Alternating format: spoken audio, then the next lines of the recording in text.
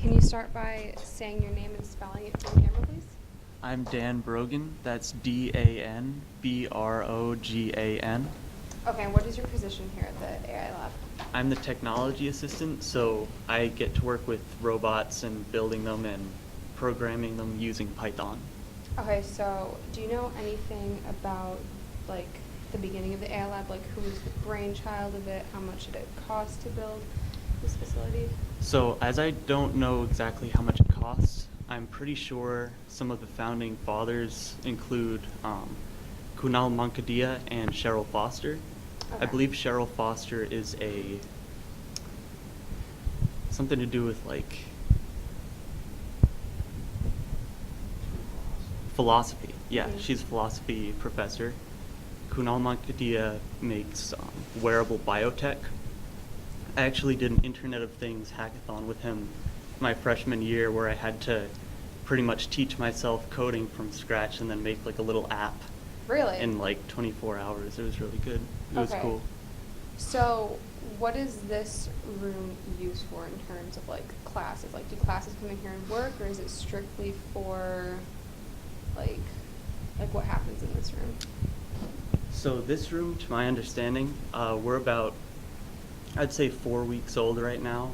We're right in the middle of an AI Python class. So tomorrow is going to be our third Python class, which runs for about an hour and a half. And we're learning about data science. So essentially how to use Python to call upon data and organize it and then find the specific data you want in an efficient manner. So what is Python? So Python is a coding language. It's very popular now with AI because it's very good. It's just very like user-friendly and it's good with data. I'm very new to it, so I can't really Okay, that's fine. answer too well on that. Is there anything else that we should know about the AI program here?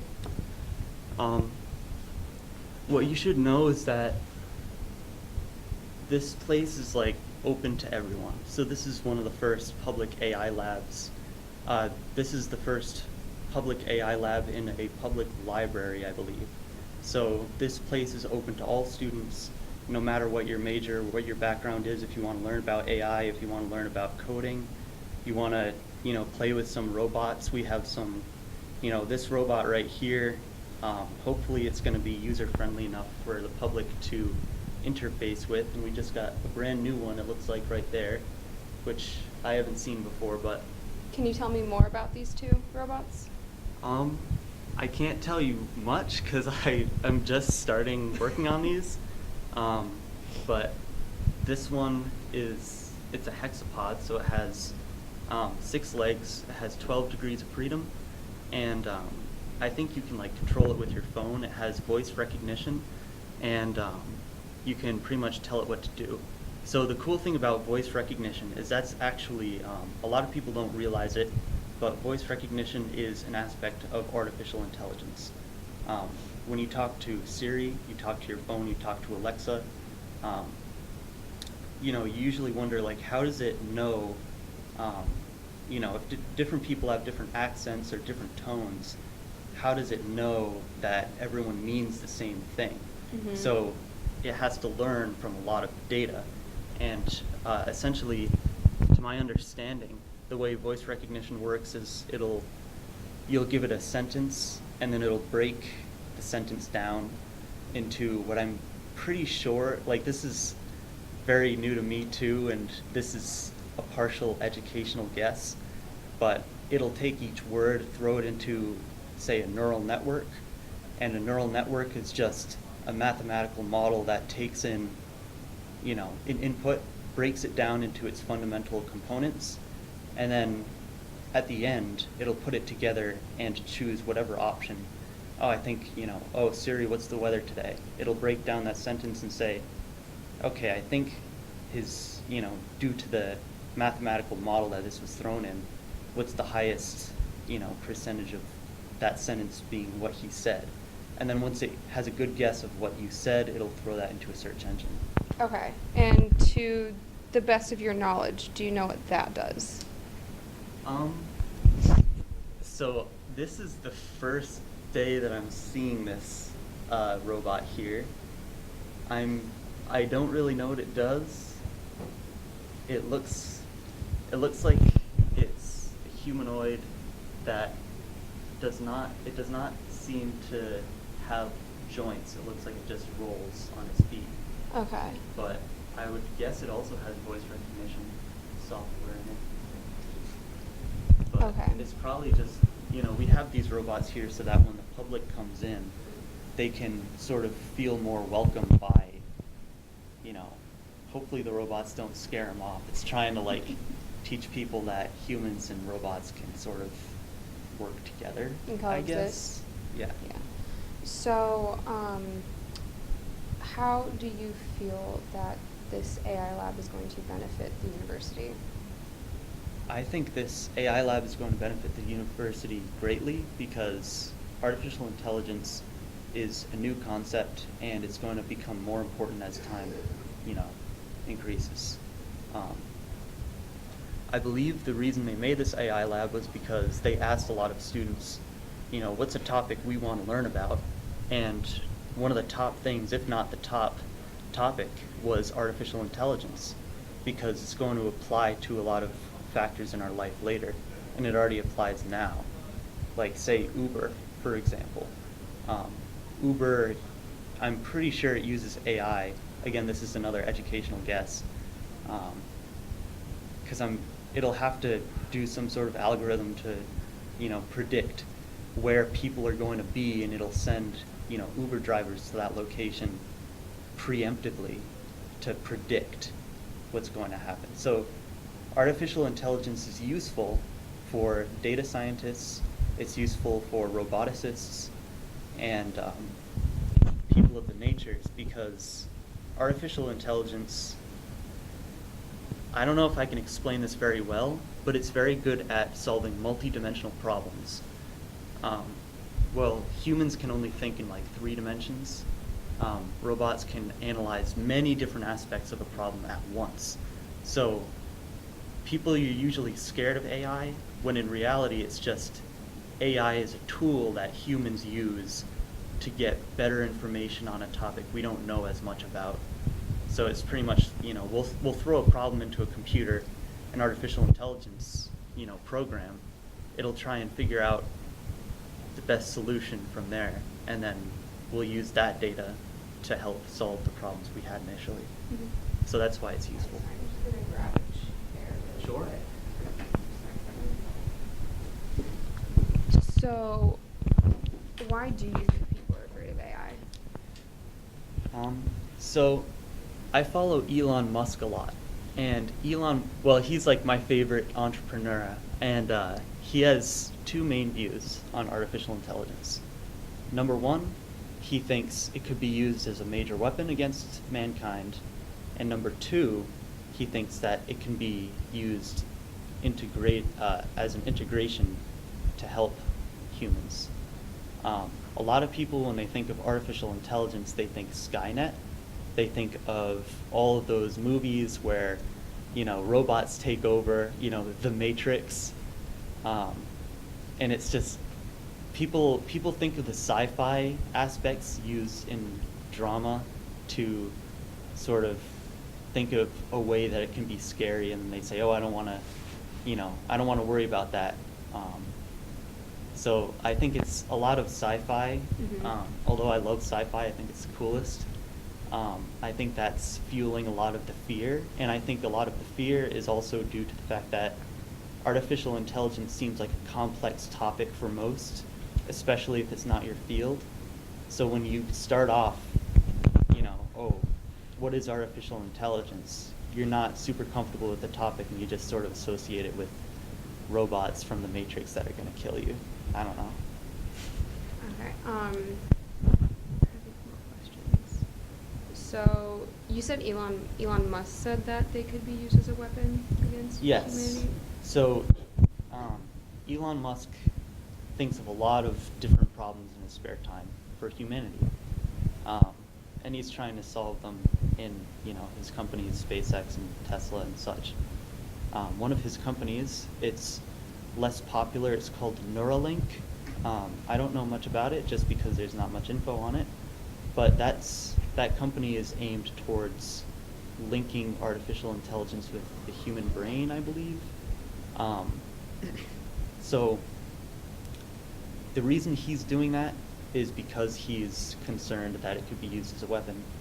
And he's trying to prevent that from happening by trying to make it peaceful merge. Because artificial intelligence is going to get more powerful as time increases.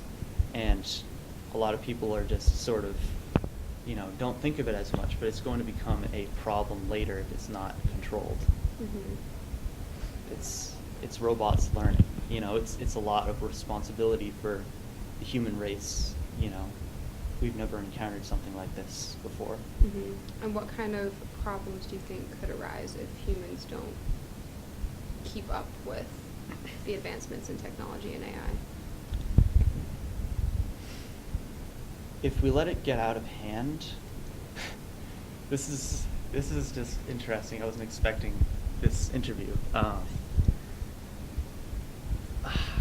I haven't put a lot of thought into what could happen, but I'm sure, there's some catastrophic. I don't want to say that. I just it's kind of interesting because I don't think about, how warfare works that much, but I'm sure there's a way to weaponize it. I'm sure you could use it and just an example, I guess, I'm thinking off the top of my head.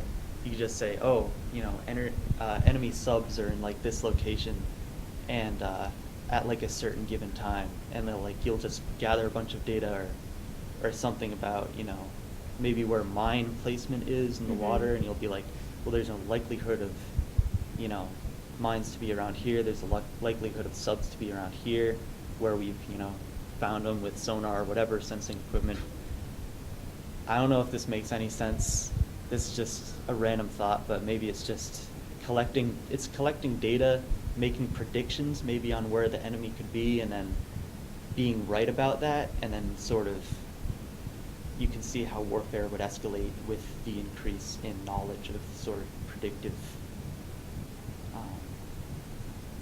things. And I don't want to get on too much of a tangent, but that kind of reminds me of Alan Turing's computer. Are you familiar with Alan Turing at all? No. I forget what war this is, and I'm not very informed on this, so I don't want to speak too confidently, but I believe he created the first computer,